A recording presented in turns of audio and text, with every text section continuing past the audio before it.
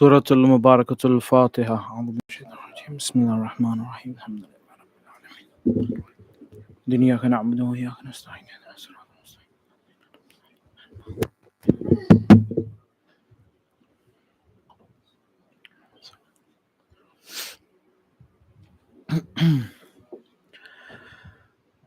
أعوذ بالله السميع العليم من الشيطان اللعين الرجيم.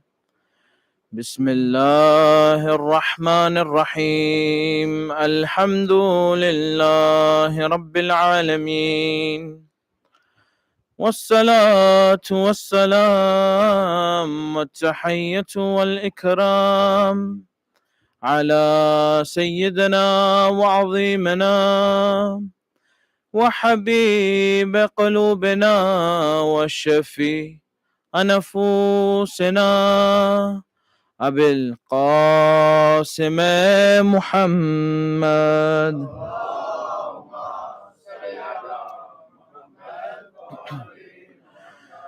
وأهل بيت الطيبين الطاهرين المعصومين الصادقين المظلومين المنتجبين المنتخبين الذين أذهب اللهم الرجس وطهرهم تطهيرا.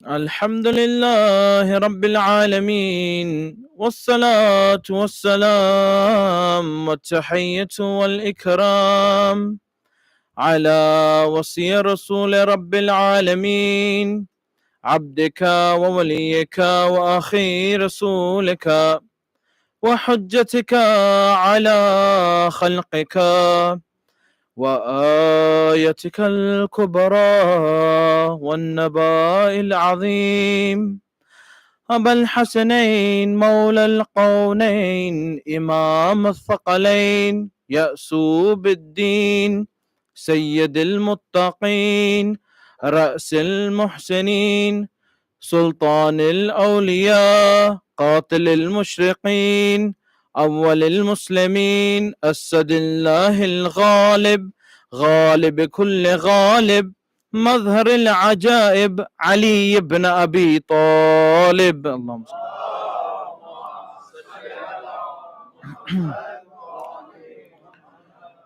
اللهم لعن أول ظالم ظلم حق محمد وآل محمد وآخر تابع له على ذلك، خصوصا سنمي قريش.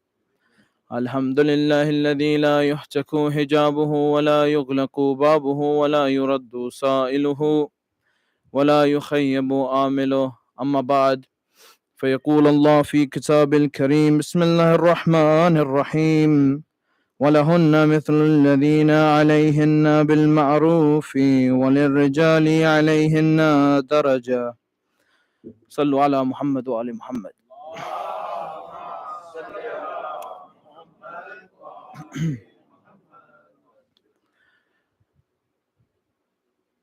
You find in the modern society of today, it is very different from the traditional societies of yesteryear.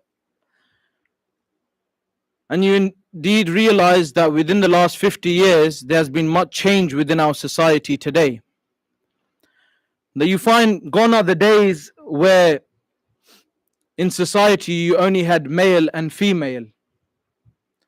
Now you have, for example, agender, fluid gender, cisgender, and you have alpha males, you have beta males, and indeed alpha females and alpha males and beta females and gamma males and gamma females.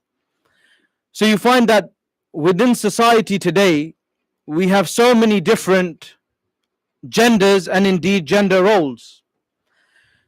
And you find within the modern realm that we live in, our gender roles have become blurred, and people don't really realize what their position is within society. That what does it mean to be a man and what does it mean to be a female? Are there particular roles for each gender, and can these two genders be equal? And I would like to give the Islamic perspective on this, and the Islamic perspective is very simple. That you find that Allah subhanahu wa ta'ala only recognizes two types of genders. There is the biological female and there is the biological male. And the genders stop there, male and female. And likewise, you find that this is not something new. Even within science, you find when a child is born, they will identify the child as male and or female. And you find that as a child begins to grow and gets influences, whether negatively or positively, you find that the child now is allowed to make particular decisions, even though they may be of 7 years of age. That you find that many a child now is given this privilege to decide their gender at 7 years of age, when the child cannot even speak properly. Neither has the child hit, for example, puberty, and neither does he have those intellectual capabilities that you would have at 18 or 15 even. And you find from the Islamic perspective, we have the male and the female, and each of these individual genders have particular roles within society and indeed within the household. So you find within society, males are seen as those individuals who are rather brash, who are, for example, more outgoing and outlandish. You'll find that psychologically speaking, male children are more likely to be disruptive within classes, for example, as per to females. And you find that the exceptions do not break the rules of generality. For someone may come here tonight and say, well, there's this exception and this exception. Well, exceptions do not change the generality of those rules. And you find even within the Holy Quran, within chapter 2, verse 228, Allah subhanahu wa ta'ala makes it very clear that the rights of the female and the rights of the male are very similar. Not the same. They are very similar. But the male rights have advantage over the female rights. So you find that, why is that? And like I've been banging on for the last 3 days, I'm not here to give you an opinion, rather I'm here to tell you that what do the ahadith say? Well, the ahadith say this, that males have a particular responsibility. And those responsibilities include, one of them includes guardianship. Now, in order to be a guardian, you have a lot of responsibility on your shoulders. For when you are the guardian of someone, you are the protector of that person or those people under your guardianship. So you find that when you, for example, raise a family, or indeed you are trying to become a father, or you're trying to become a leader within your society, you have to have those qualities of being a guardian, of being a protector. Now nowadays, you find that many of our male species, we can neither defend ourselves, let alone defend our families. That, today we speak about the companions, and some of those companions, they couldn't even stand up straight. They had to use belts. For example, John, he used to use a belt so that he could stand up straight. And yet he went out to defend his quote unquote family. And likewise, you find the other companions, people like Muslim ibn Awsaja, nearing 90 years old, Habib ibn Mudahir, who is, people don't understand. He was the companion of who? Of the Prophet of God. He was there in that time. And even you look at the narrations that even he was in his late 80s, early 90s, for example. You find that these people were who? People who were guardians and protectors. Now, does that mean that everyone within our family needs protection? Because that's another question that people ask. Well, not everyone needs protection. You're right. Not everyone does need protection. In today's society, for example, the likelihood of something happening is very slim. But you find that, for example, if someone wishes to come into your house and try to steal something, and you, for example, have never protected even a little mouse in your life, then neither do you know how to fight, for example. Neither do you know how to use any sort of weapon, for example. You don't know any types of martial arts, for example. You don't know any sorts of, you have no fighting acumen, that the gym has been something that is averse for the whole of your life. That if someone, for example, even told you to pick up something so light, you wouldn't be able to pick it up. And the only thing you've been picking up all your life is, for example, a chicken burger. Then who do you expect to protect in your family or guard in your family? That society has become such that they would say that, you know what, I would stay behind my wife, for example. I would stay behind her. That she should protect us. When specifically, when you talk about the roles in Islam, and I'm not talking about whether she can or she cannot. That's a separate discussion. We're talking about what does Islam say. Islam says that you are the guardian and you are the protector of your family. And these children that are growing up, tomorrow they will be the protectors of theirs. So have we prepared them and have we prepared ourselves? That if something was to happen, God forbid, would you be able to protect yourself and your family? That the role of a guardian and the role of a protector is what? To put food on the table. To provide shelter, for example. To clothe the individuals under his household. To take the responsibility of giving the different sadaqat. To be a guiding lantern for your family. That's the role of a guardian. And if we have not fulfilled our role, and we'll come on to females tomorrow, but we're talking about males specifically today, that if we haven't come and protected and fulfilled our duties as stated by Rasulullah sallallahu alayhi wa sallam,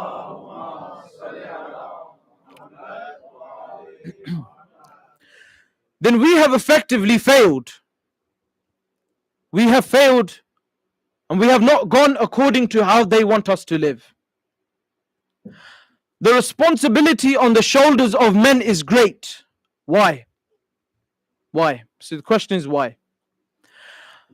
Because as a male, you will go through far more trials and tribulations from an Islamic perspective than the opposite gender. Why? Because in Islamic perspective, the male will be the provider of all of these different things, and the female will go from the guardianship of her father to the guardianship of her husband. And she will have everything provided for. And she will be the Rabbul Bayt. Yes, she will be the Lord of the house. As in, she is the governor of the house.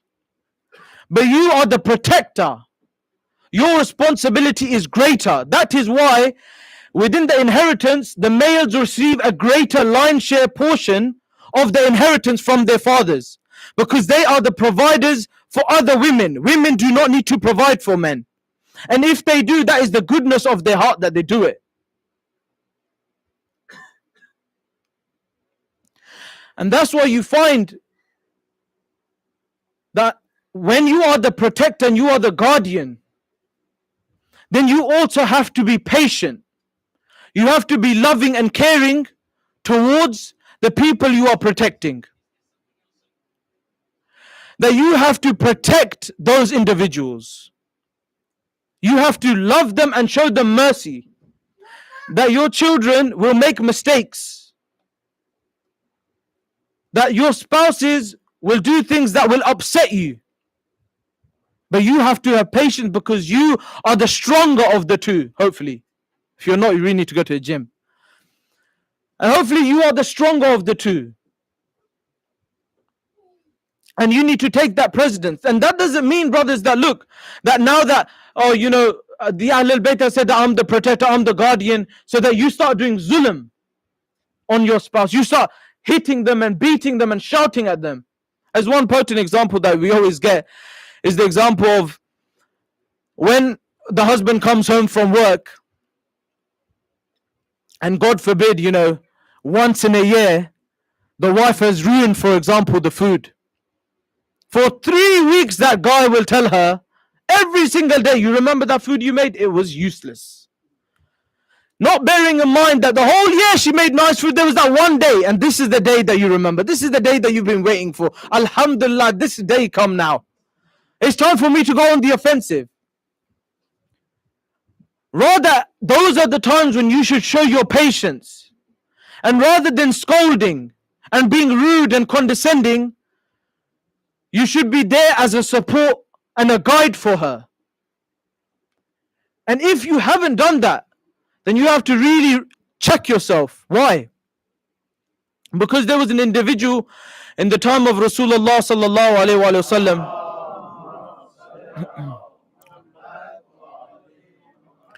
that one of the companions had passed away, and all of the companions gathered around him and said, "MashaAllah, what mu'min this person was, what a Muslim this person was, a follower of the Rasul, MashaAllah." And Rasulullah began to cry. I said, "Rasul, why do you cry? What's happened? Why do you cry?" Rasulullah says, "Nothing." And he goes to speak to his khas people. And he says, "Everyone is saying good things about this man.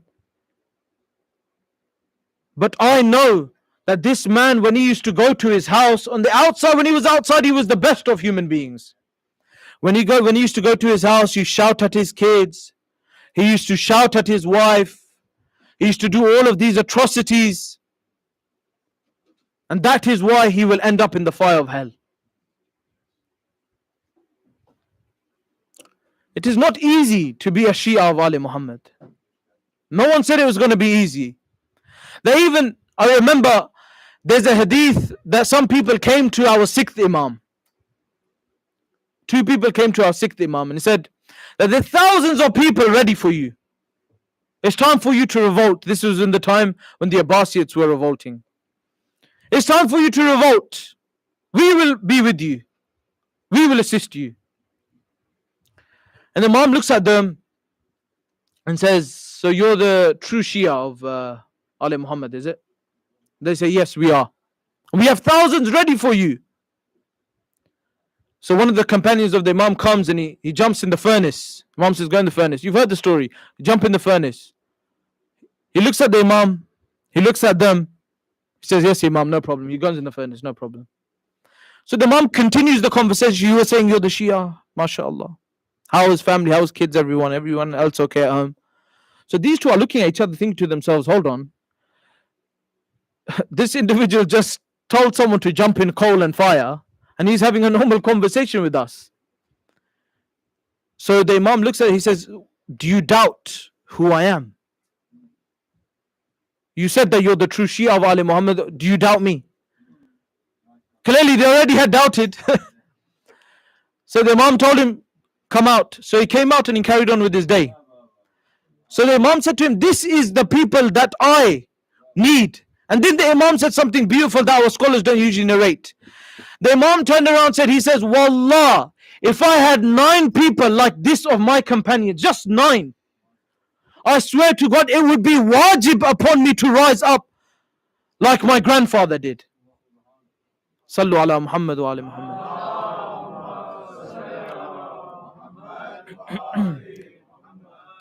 You find that these are the true Shia of Ali Muhammad. And you are not just Shia when you come to this mosque. You are not just Shia, for example, when you go outside. But you are Shia also in your houses. For everyone can come here and give charity, for example, and be famous in amongst the communities. Everyone can do that. But are you famous in amongst the angels and Allah subhanahu wa ta'ala in the midst of the night? That's the real question. Because look, in the arena of life. So this is where we are. Imagine this is an arena of life. This is where you become a showpiece of the things that you do in private. Because the things that you do in private is what forms you when you come here. So ask yourself this question, that in the midst of the night, when, for example, those people are praying Salat al-Layl and crying, are you the one who's not that person? Ask yourself that question. That, for example, in your house, when you speak to your other half, you speak to your children, do you speak to them with love and respect? Because you are their guardian and you have to have mercy on them. And that's what Risalat al-Huquq says. You look at the rights of your wife, it's very clear that she is a gift to you. How have you taken care of the gift? Allah subhanahu wa ta'ala will ask us, how did you take care? They have responsibilities and we have responsibilities. Have we filled our responsibilities? And have we effectively become men? Because we have to. That if you're going to come and tell me that I'm going to be in the army of the holy imams, and you can't even, for example, run 500 meters without feeling like your heart is about to drop from your chest, which army are you going to fight in? Wallah, you wouldn't even be able to be the water boy. The water boy doesn't even fight, but he has to run around and give water. To ask yourselves that, how have you maintained these gifts? Because you are a man. How have you retained your gift of strength? Your gift of bravery and courageousness? How have you respected your children? How have you brought them up? How have you guided your partners? What have you done to be a role model, a guardian and a protector for your family? Because that's what we're here today. What is Abu Abdullah? He is a protector and a guardian. Many people ask me this question. They say, Muhammad, why did he take his woman folk? Why? Because he was a protector. I mentioned in the first night that a guardian and protector will protect his family no matter what. If he had left all of those women there, that would have been the first thing that they attacked. That those people, for example, wanted to kill him, even where? They wanted to kill him even in towards the Kaaba, where they say that you shouldn't even kill a fly. And you find that when you look at being a protector and a guardian, and when you do your job properly, and when you fulfill these ahadith and the Quranic verses that speak about you being that guardian, you being that provider, then you find that you can reach those levels of the companions that were killed on the 10th of Muharram. Because, when we read ziyarat, we always say that, Ya Allah, Ya Abu Abdullah, Ya Rasulullah. What do we say? We say, please allow us to sacrifice our mothers and our fathers for your cause. We say, allow us to be with you on that day when there was no one there for you. And what position must a companion have? That Abu Abdullah writes to him and says, I invite you to come to me. Who's this companion? This companion is Habib ibn Mudahir. Habib ibn Mudahir. And what a wonderful companion he is. That you find that Habib ibn Mudahir was in Kufa. And Abu Abdullah had sent a letter to him. And when he sent this letter, the letter arrived on his door. And the narrators narrate that Habib ibn Mudahir was sitting there. His wife had prepared some food for him and he was just about to eat the first morsel of food. It was literally at his mouth. And the door knocked. There was a knock on the door. And when there was a knock on the door, Habib ibn Mudahir stopped and he remembered the hadith of his Imams. He said that you do not stop eating and you do not even get up for your parents if they walk in the room if you are in front of your rizq. Only for your Imam can you rise from eating your rizq. So he turns around and looks at the door and he says, Man bil bab? Man bil bab? Who is at the door? Who is upon my door? Who is by the door? And he says, Ana Barid al Hussein. He said, I am the messenger of Hussein. I have a letter for you. They say he drops the food. He doesn't wear his turban. He doesn't wear his abba, nothing. He runs to the door. He holds on to the letter. He begins to kiss the letter. He says, this letter is from the letter of Abu Abdullah. He begins to kiss this letter. He opens the letter and he looks upon the letter. And he says, this letter is from Hussein ibn Ali, the grandson of Rasulullah, the one who is close to the Prophet. And this letter is for ila rajulun faqih. Ila rajulun faqih. What does it mean when someone says ila rajulun faqih? Because it's not the faqih of today, it's the faqih of then. It means a man of understanding. Faqih, according to Ali Muhammad, is a person who has memorized 40 ahadith. That is a faqih. He says, rajulun faqih, O man of great understanding of our hadith, I ask you to come towards Karbala. I invite you towards Karbala. For your Hussein has become gharib.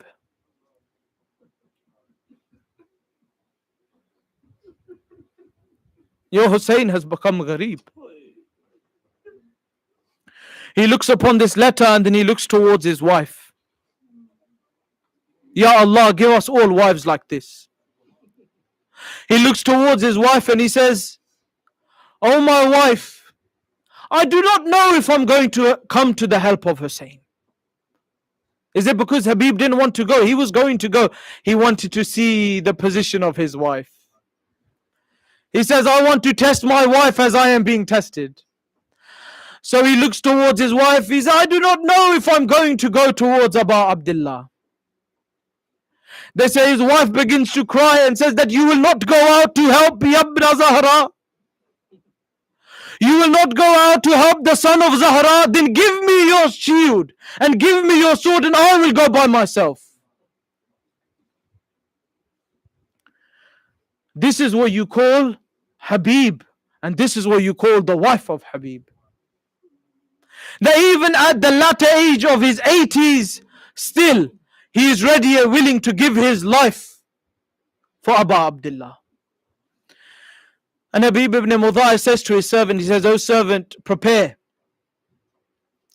my horse, and I will tell you to go to a particular place, wait for me there, when it's nightfall I will meet you there. And as Habib was making his preparations, he met another companion, Muslim ibn Awsaja, who was the cousin of Habib. They were both from Banu Asad. Muslim says, Habib, where are you going? He says, I'm going towards Jannah. I'm going towards Jannah. A Muslim says, Habib, how can it be that my cousin goes and I do not go with him? I will go with you. So nightfall comes and the slave is waiting for Habib. And he's waiting with his horse. And nightfall comes and the slave is waiting. And he looks towards the horse and says, Oh horse, if our master does not come, then I will ride with you to go towards the master of the masters. And they say, Habib overhears this and he begins to cry and says, How gharib is Hussein? How gharib is Hussein that the woman want to go help him? And the slave of the slave of the slave of the slave want to help him. How gharib has Hussein become? You find Habib goes towards there, Muslim goes towards Abu Abdullah. And when they both reach there, you find that Abu Abdullah comes for the welcoming of Habib. Once again, Habib begins to cry. He says, there was a day when I was raising Abu Abdullah in my hands, and I saw Rasulullah kiss the cheeks, and I saw him sit in the lap and be held by Rasulullah. And now this same Abu Abdullah is coming out. He's coming out to welcome me. How can this be? And then Habib hears something. What does he hear? He hears something. He says, Assalamu alayka ya Habib ibn Mudahir. Ya Sahabi ya Rasulullah. Where is this voice coming from? This voice is coming from Sayyidah Zainab. And Habib begins to cry and says that they are giving me salam. How ghareeb have they become? And you find that the ninth night came towards the companions of Abu Abdullah. When the ninth night came, and it all became dark for everyone, you find that Abu Abdullah gave his final speech to the companions. And when he gave his final speech to the companions, he turned around and said to the companions that you do not need to give your life for me. You do not need to give your life. Go, be free, enjoy your life. You do not need to give your life. This is my battle. You do not need to worry. And he says that I will turn the lanterns off. And it will be pitch black for you so that you will not feel any sharm in leaving. You can leave quietly, no one will even know. You find Habib came and said something, Muslim came and said something. But there was an individual by the name of Zuhair. His words still break our hearts today. Zuhair turned around and said to Habib and said to Muslim and said to Abu Abdullah that if the swords were to cut me into 1,000 pieces, and those pieces were burnt and the ashes were scattered in the plains of Karbala, and Allah was to bring us back 1,000 times, wallah, we would give our life for you 1,000 times. And you find the ninth night came, and when it came after this event, Abu Abdullah took Naqvi. He took Naqvi and he went to look behind the tents to make sure that there was no one there to attack him. And he looks towards Naqvi, and Abu Abdullah and Naqvi are alone together. He looks towards Naqvi and says, Naqvi, you see those mountains over there? You see this path? Why don't you go along on this path? He says, why? He says, because tomorrow in a few hours we will all be being killed. Why don't you go and enjoy your life? Don't worry. Naqvi fell to the feet of Abu Abdullah and said, Wallahi, I've spent 1,000 dinar on this sword and 1,000 dinar on my horse, only to go towards the death that will bring me closer to you and Ali Muhammad. And they say when Naqvi comes back, he goes towards the tents, and when he goes towards the tents, he begins to saddle his horse, and Abu Abdullah goes inside the tent towards Sayyidah Zainab. And Sayyidah Zainab begins to say to Abu Abdullah, oh Abu Abdullah, will these companions leave us like they left Amir al-Mu'mineen? Have you tested their faith? And Naqvi hears this and begins to cry. When he begins to cry, he goes towards Habib ibn Mudahir, and they all come towards the tent of Sayyidah Zainab.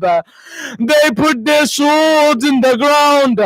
They put their weapons in the ground and says, Ya ibn Fatimah al-Zahra bint Fatimah al-Zahra, we will never leave you. We will never leave you. And there was one other companion that I want to finish off with here tonight by the name of Wahab ibn Qalbi. Wahab was a Christian. He only became Muslim only a few days before. I'd recently been married. You find that he was crying. He was crying. Why? Because he loved Abu Abdullah so much. He was a Christian. Only a few days he knew Abu Abdullah. When he knew him, he went towards Abu Abdullah with his wife. Look at these wives. May Allah give us wives like this. Look at his wife. He goes with his wife towards Abu Abdullah and says, Abu Abdullah, my wife wants to speak to you. So Abu Abdullah says, what does your wife want? What does she want from me? And the wife turns and says, oh Abu Abdullah, allow me to be in paradise with Wahab ibn Qalbi. Allow me to be in paradise with him. And Abu Abdullah says, Bi'idhnillah, Bi'idhnillah. And you find that Wahab goes towards the battlefield, and when he goes towards the battlefield, and there was a massive difference between Wahab and Muslim and all the other companions, because Wahab didn't have any history. You know, usually when you're an Arab, you go out towards the battlefield and you mention, for example, my father done this and my grandfather and my tribe was this. But Wahab was a nomad. He didn't have any of this. So his mom said that make sure you fight valiantly. So Wahab went towards the battlefield, and when he went towards the battlefield, you find that eventually he was killed and his head was removed from his body. And when his head was removed from the body, Umar ibn Sa'd got the head and threw the head towards the mother of Wahab.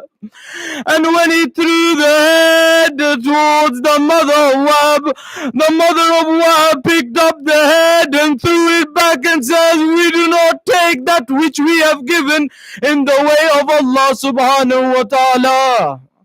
Allah la'natullah ala al-qawmi zalimin. Inna lillahi wa inna ilayhi raji'un. رضا بقضائه وتسليما لأمره أعظم الله جورنا وجوركم بمصابنا بالحسين صلوات الله وسلامه عليه.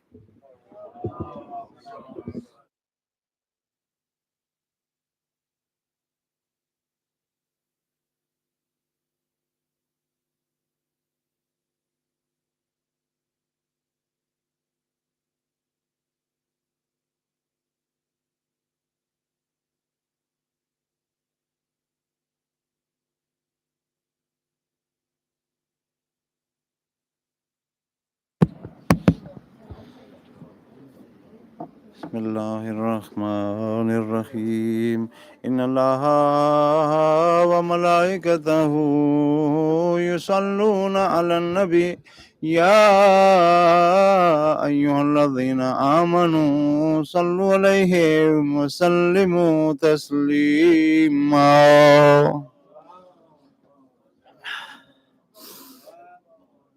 سبحان الله والحمد لله ولا إله إلا الله.